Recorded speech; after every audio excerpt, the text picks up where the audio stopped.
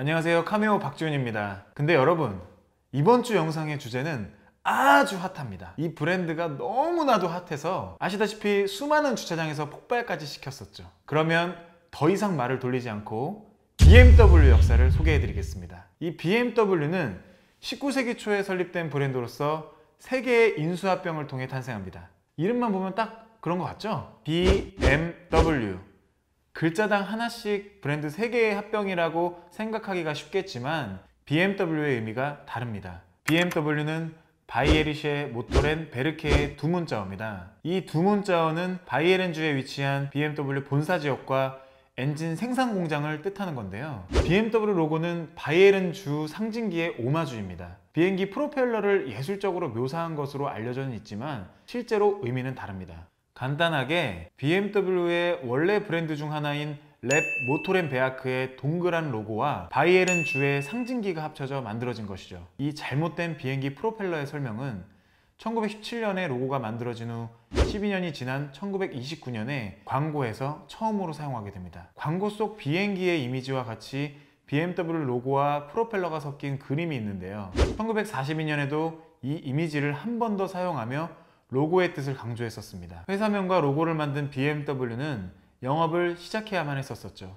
1차 세계대전이 일어난 시기에 설립된 BMW는 당시 독일의 자동차 브랜드들과 마찬가지로 전쟁에 사용될 군수물자와 부품을 생산했습니다. 먼저 비행기를 위한 항공기 엔진을 만들기 시작했고 1918년부터 군수용 차와 전함에 들어갈 엔진도 함께 생산하기 시작했습니다. 전쟁통에 영업을 시작한 BMW가 아무런 문제 없이 지낼 수 있다고 생각했었죠. 하지만 전쟁은 언젠가 끝나기 마련입니다. 그리고 패배자에게 제약이 걸리는 것도 당연합니다. 1918년 말에 연합군이 세계 1차 대전을 승리하면서 다음 해인 전쟁에서 패배한 독일과 이탈리아가 베르사유 조약에 서명했기 때문에 독일은 물론 BMW는 더 이상 비행기 엔진을 생산하지 못하게 됐고 이 결과로 BMW의 제일 큰 고객이 사라지게 되는데요. 결국 BMW는 다른 쪽으로 엔진을 생산하기로 결심하게 됩니다. 그래서 1920년부터 오토바이를 위한 엔진을 만들기 시작하고 3년 뒤에는 BMW의 첫 오토바이까지 생산하게 되는데요. 그 첫 오토바이가 바로 R32라는 모델입니다. 이 모델은 그야말로 혁신적이었습니다. 그 당시 오토바이의 구동 원리는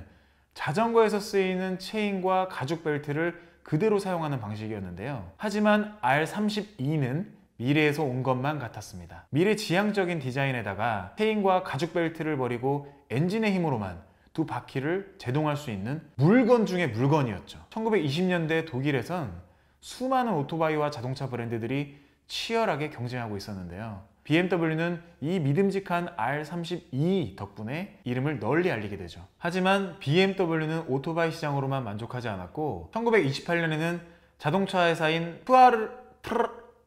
푸아르즉 자막으로 좀 띄워주세요. 자막으로. 아무튼 그 회사를 인수하면서 자동차 생산을 시작합니다. 이 푸아르 이 회사가 생산하고 있던 딕시 3-15라는 모델은 영국에서 생산되고 있던 오스틴 7을 바탕으로 만들어진 아주 저렴한 자동차였습니다. 이후에 BMW에 인수되면서 BMW 3-15로 모델명을 바꾼 이 자동차는 영국에서도 독일에서도 여전히 큰 인기를 끌게 됩니다. 1932년이 되어서 드디어 BMW는 직접 디자인한 자동차를 공개하게 되는데 그 주인공이 바로 BMW 3-20 PS입니다. 3-20의 엔진은 오스틴 7의 엔진을 바탕으로 개량 제작했기 때문에 그다지 혁신적인 자동차는 아니었습니다. 다음 해인 1933년 베를린 모터쇼에서 BMW스러운 첫 번째 자동차를 공개하게 되는데요. 그 모델은 바로 BMW 303 모델입니다. BMW 최초로 6기통 엔진을 장착한 모델이었습니다. 뿐만 아니라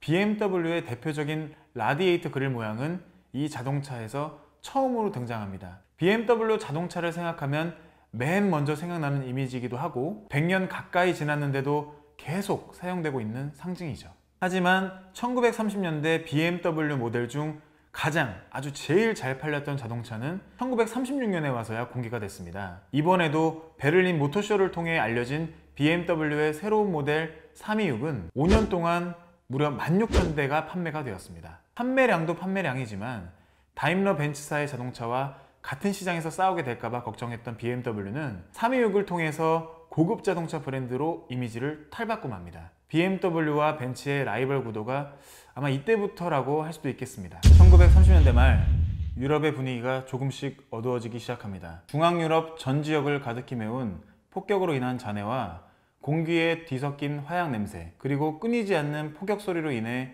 2차 세계대전 발발의 기미가 서서히 보이고 있었습니다. 이 때문에 시민들은 하루하루를 불안에 떨며 지내야 했죠. 독일이 체코를 침략하면서 전쟁의 신호탄을 쏘아 올리는 이 시기에 자동차보다 필요한 것이 있었습니다. 뛰어난 품질에다가 나치 라이프 스타일을 표현한 326은 많은 판매가 지속되고 있었지만 히틀러는 자동차가 아닌 1차 세계대전 당시에 항공기 엔진을 만들던 BMW의 노하우가 필요했습니다. 그래서 BMW는 자동차 생산을 중단하고 전투기 엔진을 집중적으로 생산하게 되는데요. 히틀러는 BMW에게 빠른 시간 내에 많은 전투기 엔진 제작을 요구했는데 이는 급격히 증가하는 수요에 맞춰 엔진의 공급량을 늘려야 했기 때문입니다. 그래서 전쟁포로, 범죄자, 그리고 강제 수용소 수감자 등을 전투기 엔진 생산에 투입하기도 했습니다. 그리고 전쟁이 끝납니다.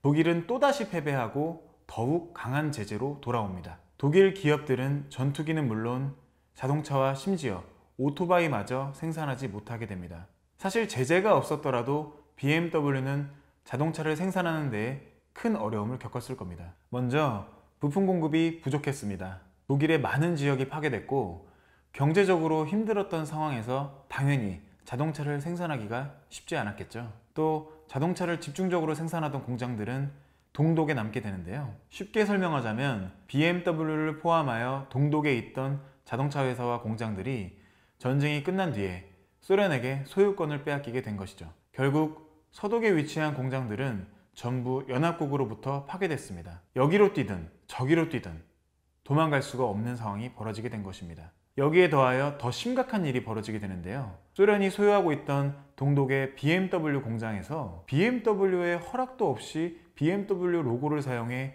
전쟁 이전의 모델들을 다시 만들기 시작합니다. 흔히 짝퉁, 이미테이션을 생산하면서 판매한 금액은 소련한테 넘어가는 어처구니 없는 일이 일어난 건데요. 화가 진짜 날만하죠. 물론 BMW는 동독의 공장들을 회사에서 쫓아내며 생산을 중단하라고 명령합니다. 이 말을 들은 동독의 방법은 과연 무엇이었을까요? 로고의 색깔은 하얀색과 빨간색으로 바꾸고 BMW는 EMW가 됩니다. 이 상태로 1955년까지 327과 340을 계속 생산합니다. 그 당시 서독에 있던 진짜 BMW는 파산하지 않으려고 회사 성격과 하나도 어울리지 않는 주방용품을 제작하다가 1948년이 되어서야 미국 정부와 합의를 해서 오토바이를 다시 생산할 수 있도록 허락을 받게 됩니다. 2차 세계대전 이후 생산된 BMW의 첫 번째 오토바이 R24를 내놓게 되는데요. 1941년까지 생산됐던 전 모델인 R23의 디자인과 설계도를 포함한 모든 관련 자료들이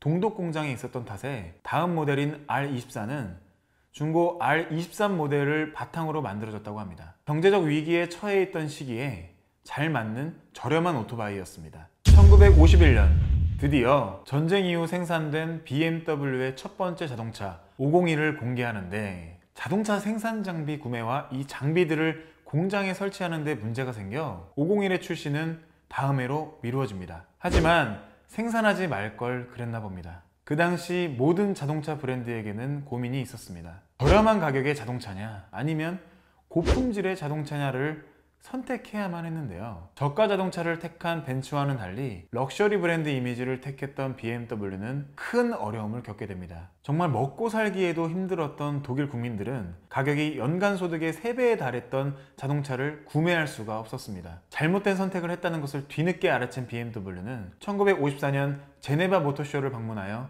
브랜드를 살릴 수 있는 자동차 모델을 발견하게 됩니다. 발견한 줄 알았죠.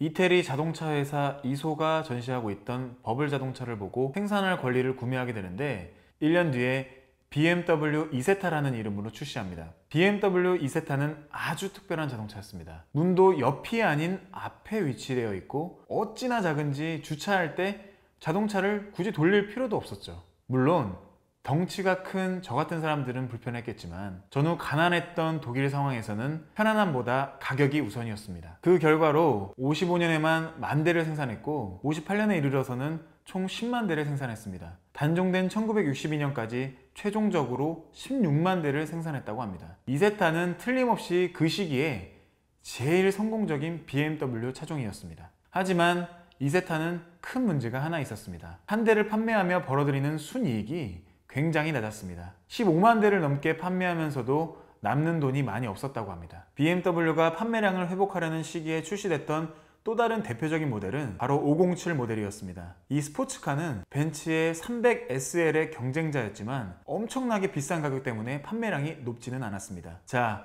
이제 BMW가 이 큰 문제를 해결해야 됐었죠. 한편으로 비싼 고급차였지만 판매량이 적었던 501과 스포츠카 507이 있었고, 다른 한편으로는 판매량이 높지만 이익률이 작은 이세타가 있었습니다. 그 와중에 오토바이 수요도 줄면서 어디에서도 성공을 찾을 수가 없었습니다. 즉 모두 돈이 안 됐다는 거죠. 특히 이 모든 차량들을 홍보하려다가 브랜드 아이덴티티도 같이 소멸하게 됩니다. 2차 세계대전 때문에 이러한 어려움을 겪고 있던 BMW가 이 위기를 어떻게 극복했는지 궁금하시면 다음 주 2부 영상을 놓치지 마세요.